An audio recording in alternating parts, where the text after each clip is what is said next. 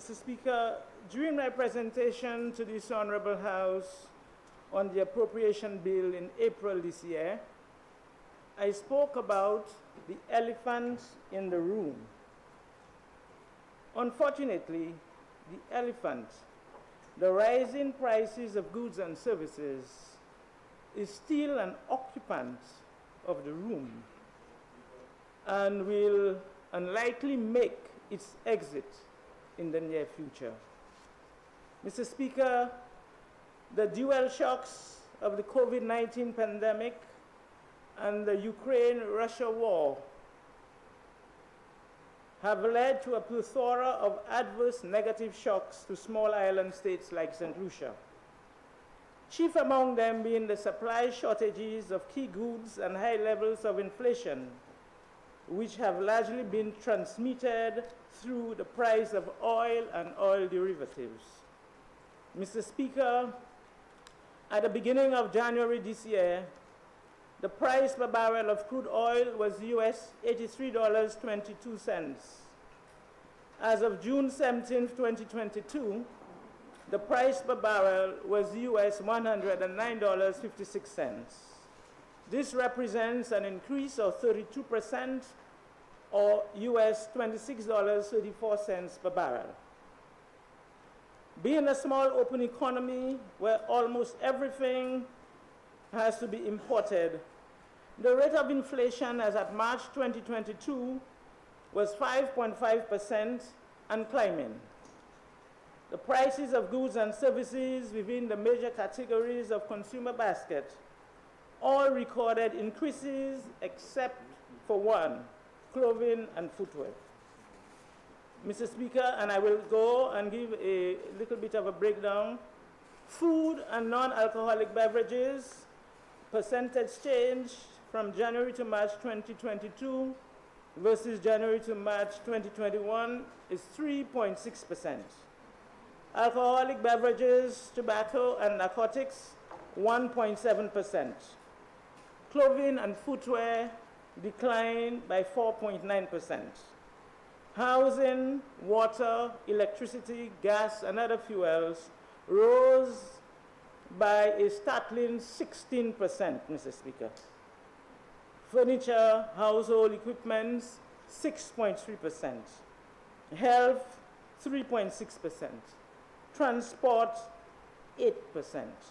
Recreation and culture, 7.8%. Mr. Speaker, my government is cognizant of these developments and the compounding effects and impact on the people of St. Lucia. In my address earlier this year, I mentioned the list of measures which we intended to pursue to cushion the impact of rising prices on consumers. As the Minister responsible for Commerce, I felt it necessary to provide this Honorable House with the latest developments regarding prices and the policies which our government have implemented thus far. In the area of gasoline, diesel, and LPG, Mr. Speaker, consistent with the increase in oil prices, the prices of gasoline, diesel, and cooking gas have risen. The government, however, remains committed to ensuring that every citizen is able to afford a cylinder of cooking gas, notwithstanding the astronomical increase in price. Mr. Speaker, allow me to share the extent to which my government is bearing the cost to ease the burden on the consumer. Gasoline per imperial gallon, the average price between January and December 2021 was $13.65. The average price now, January to May 2022, is $14.95, an increase of $1.30, which is a 10% increase. Diesel per imperial gallon, 2021 was $13.25. Between January and May this year, it is now $15.08, with an increase of $1.83, which is a 14% increase. Mr. Speaker, the 20-pound cylinder of cooking gas. In 2021, this price was $31.42. The average for this year is $37.38, an increase of $5.96, a 19% increase. Mr. Speaker, the true cost of a cylinder of gas during 2022 is $56.80. The retail price, as I said, is $37.38, which means that our government, this government, is subsidizing a 20-pound cylinder of gas by $19.42, Mr. Speaker. The 22-pound cylinder, Mr. Speaker, the price, the true cost, $62.92. The retail price to the consumer, $41.56. Mr. Speaker, this government is subsidizing the 22-pound cylinder by $21.36. Mr. Speaker, with your permission, I will repeat this in Creole for the wider community. Puis, cylinder gas là nous savons nous des cylindres yon ka peser 20 livres et l'autre là ka peser 22 livres. Puis, pour ça 20 livres là, c'est $56 et puis 80 cents. Mais le gouvernement a vendu ou a acheté un gas station pour $47 et 38 cents. Ça mène le gouvernement, chaque fois où acheté un 20-pound cylinder, le gouvernement a payé $19 et 42 cents. Là où acheté cylinder, tu 22 livres là, ou a payé $41 et 56 cents. Le gouvernement a payé 21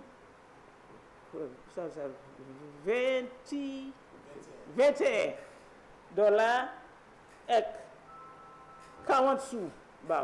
$21.36. Mr. Speaker, and I want us to take a moment to focus on who these consumers are, Mr. Speaker. Mr. Speaker, the consumers are the civil servants, the police officers, the teachers, the single mothers, nurses, firemen, pensioners, the employed and the unemployed, the person residing at Cap Estate, the person residing at Bonte, the person residing at Marchand Boulevard, the person residing at the Castries CDC there, and the persons residing at Barron's Drive and Palmis in Soufriere. Mr. Speaker, the consumer is an SLP supporter as well as a United Workers' Party supporter. This government is supported and a blue supporter. Mr. Speaker, this government of the St. Lucia Labour Party understands the burden of increased prices and is committed to sustainably cushioning the fuel price burden on consumers amidst the current global crisis. Mr. Speaker, I will move from fuel to rice, flour, and sugar. For bulk rice, flour, and sugar, Mr. Speaker, the Ministry of Commerce, since the advent of COVID-19, has experienced a series of challenges pertaining to the procurement of basic food supplies being sold at the government supply warehouse. We all know of the global challenges, Mr. Speaker. These challenges have severely affected the ministry's ability to replenish its supplies of rice and flour and sugar in a timely manner. Mr. Speaker, despite the significant increases in prices, my government has ensured that to date, the price of these basic commodities have remained unchanged once they are purchased from the government supply warehouse. And I will share again some of those prices, Mr. Speaker, with your permission. the actual cost of a 100-pound bag of rice, and we are getting this supply from St. Vincent and Guyana, Mr. Speaker, it has moved from $85 to $98, and it has moved from $89 to $96, Mr. Speaker. Flour, again, we get it from St. Vincent, Grenada, and St. Lucia. The prices has moved, Mr. Speaker, from $98 to $99. But what is more startling, Mr. Speaker, as we proceed to get a new supply of flour, the projected price for flour is now $130 a bag, Mr. Speaker. A whooping 31% increase, Mr. Speaker. Brown sugar, Mr. Speaker, the prices have moved from $76 to $86. And while we get from Belize, it has moved from $36.96 to $98.47, Mr. Speaker. While all those increases have taken place, the prices have remained stable at the government warehouse. Mr. Speaker, the price of a bag of sugar has increased by 40%, and government have absorbed that 40% increase. In the area of bread in particular, Mr. Speaker, as we continue our conversation with the bakers, the average price, the government subsidized an average bag of flour by 14%, and that was up to May this year, Mr. Speaker, $14. So the baker purchases at 85, whereas the average person purchases at 99. $14 per bag, Mr. Speaker. And what is that cost to our government? For the year, the total subsidy for flour is exactly EC $1 million, Mr. Speaker, or some $84,000 a month. Mr. Speaker, after sitting at the table with the bakers for over 6 months, Mr. Speaker, we had to sit, and with the support of the Prime Minister and Minister for Finance, Mr. Speaker, we had to make a very delicate decision for the month of June. And for the month of June, so that we had no increase in the price of bread, which is the requests that we're getting from the bakers, the government had to subsidize flour to the bakers, Mr. Speaker, to the tune of $387,520, Mr. Speaker. That is the bakers. We had to do that to enable the average person, the single mother, to be able to get the bread at the same price without a price increase, Mr. Speaker. Mr. Speaker, I am saying this so that the average person understands that the government has heavily subsidized the price of flour to the bakers and maintaining the price of bread. Mr. Speaker, discussion with the Bakers Association continues, and a further update will be given in due course. Mr. Speaker, it is important for the consumer to know that these commodities are all available, and the wholesale and retail prices for repackaged items is price controlled. So you might go on the supermarket and see a flour that is packaged that might not be under the same retail price as the flour that is purchased at the government warehouse. But I want to let the public know that for the flour, rice, and sugar purchased at the government warehouse, a pound of rice is $1.25. A pound of flour is $1. A pound of brown sugar is $1, and a pound of white sugar is $1.10, Mr. Speaker. Mr. Speaker, the last segment is on price control items. Under this price control regime, Mr. Speaker, the government recently suspended the customs service charge of 6% on price control goods, which include oil, milk, tuna fish, salted biscuits, sardines, baby food, and cement. The prices of these goods are controlled either by a specific wholesale and retail markup or by a fixed price. The measure applies to all goods controlled by a specific markup. For example, milk. Powdered and evaporated milk attract markup of 7.5% and 10% on wholesale and retail prices, respectively.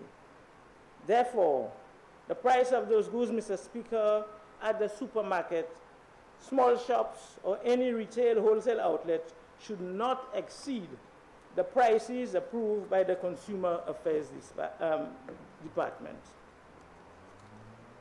Despite the suspension of the customs service charge, Mr. Speaker, should the landed cost or the CIF value of these goods increase, consumers should expect to see an increase in the price of these goods. However, the price would have been higher had the customs service charge not been suspended. The short-term measure will apply to goods imported from June 1st to August 31st, 2022, and discussions continue with the private sector. Mr. Speaker, during my trip to Guyana last week, I visited the sugar supplier from Guyana, Gaisuko, and held discussions with the general manager and his team with a view to improving the supply of sugar to St. Lucia. The arrangement that we agreed on would necessitate increased warehouse space in St. Lucia, Mr. Speaker. I'm happy to report that the government is in the process of acquiring additional warehouse space in order to increase storage capacity to avert some of the shipping delays experienced earlier this year, especially now that we are in the hurricane season. With respect to the rumors that major shipping companies have grounded their vessels due to fuel price hikes, I would like to inform this Honorable House, and through you, Mr. Speaker, the general public, that this statement is false. What has maintained in this situation is that as the price of fuel increases, vessels then increase their freight costs for shipments, which is significantly impacting the final cost to consumers. I am aware of a number of detractors are sharing false information and causing panic buying. And I am saying that this situation needs to be under control.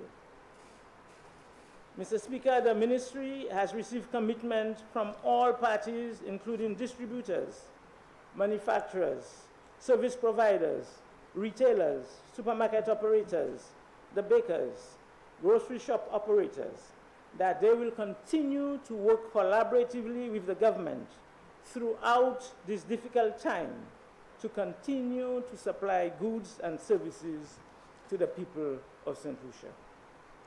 Mr. Speaker, I want to place on record that those businesses are themselves providing these services to the public at reduced profits and in some cases at great cost and inconvenience to themselves. And today I want to publicly thank them for their shared sacrifice. Mr. Speaker, through you, I want to remind the general public of the promise of the St. Lucia Labour Party while out of office and now in office. And that promise is putting you, the people of St. Lucia, first. Throughout this difficult period, your government continues to put you first by subsidizing your cooking gas, by subsidizing the bread that you purchase every day, by subsidizing some of the basic food items on your table, and by ensuring that the gas that is purchased, that there is no profit or no excess taxes being used by the government. All of it is being cushioned so that life can be easier for you. I want to, through you, Mr. Speaker, I want to remind the general public to please use this moment to make some basic adjustments to your consumption patterns and to look towards growing what you eat and eating what we grow. Mr. Speaker, I am of the firm view that if we continue along this path of collaboration, partnership, shared sacrifice, and national strategic refocusing, we will emerge from this crisis a stronger and better country. I thank you.